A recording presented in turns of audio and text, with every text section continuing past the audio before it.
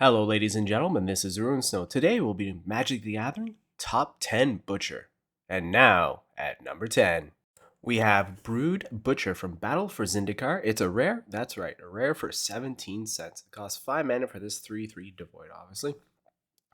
When it enters the battlefield, put a 1/1 colorless Eldrazi Scion creature token into the battlefield. It has sacrifice, add 1 mana to your mana pool.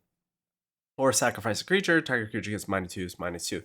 And the reason why it's at number 10 is it should just be an uncommon. The amount of mana just to get this 3/3 and all this ability on the card, it's just totally not worth it. So let's move on to number 9. And guess what? We got Butcher Org from Onslaught. It's a rare, going for 21 cents on the market. These rares don't seem to be worth anything. Anyway, it does cost 4 colors and 3 mounts. So it's a 6/6, so that's not too bad considering when it says you may divide Butcher Org's combat damage as you choose among defending players, or any number of creatures he or she controls. So it's kind of like the old school banding with his ability in this semi-new card when banding was existence and now it doesn't exist. And that's why it's at number 9. Just a lot of confusion, and this ability doesn't really exist anymore. So let's move on to number 8. We have Butcher of the Horde from Khans of Tarkir. It's a rare. That's right, 17 cents on the market for this one. It's just funny that rares are worth nothing in the Butcher format. So it does cost 4 to play this 5/4 and has flying. So that in itself, I think, is pretty impressive. 4 for a 5/4 flyer. And it says sacrifice another creature and gains your choice of Vigilance, Lifelike, or Haste until it turns. So I think this is a very underpowered card, but it does have that 3-color aspect to put it into play. But other than that, it's very impressive. But let's move on to number 7. And well, we got Butcher Ghoul from Dual Decks Blessed versus Cursed of Avakian Restored. And it's a common going for 22 cents, which is more than the rest of the Butcher cards so far on the list, pretty much. And this is a common. It just costs 2 for a 1/1.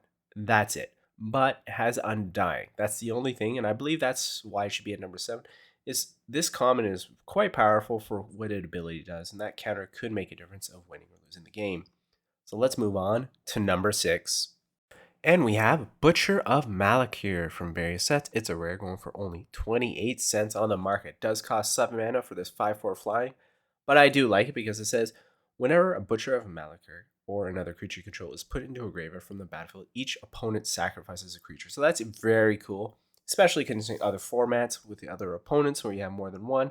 This can be quite an annoying mid-range card.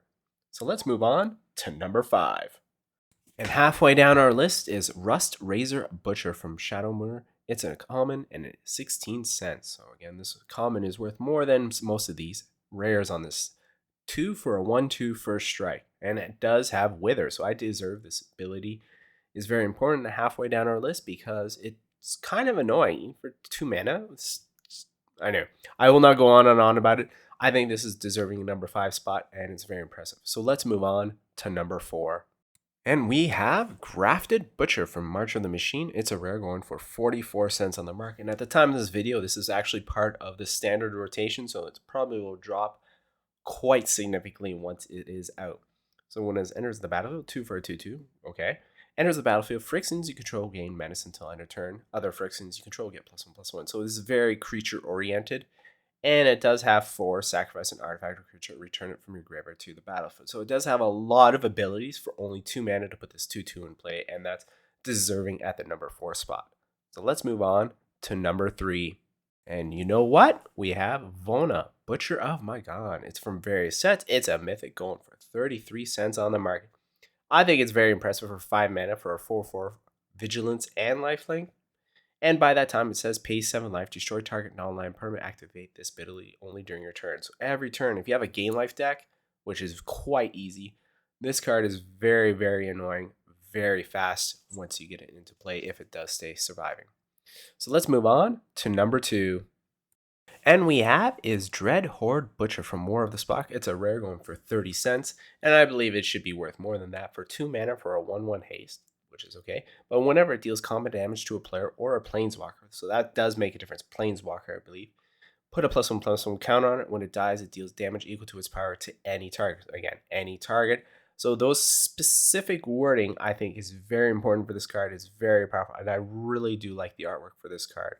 So let's move on to number 1. Well, this should come to you as no surprise. We got Kozilek, Butcher of Truth. It's a various set. It's a mythic going for just under $40 on the market at the time of this video.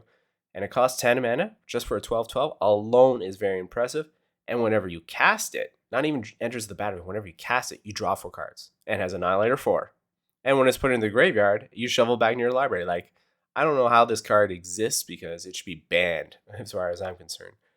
I hope you guys enjoy the top 10 Butcher cards, and I hope you guys have a good day and a good evening.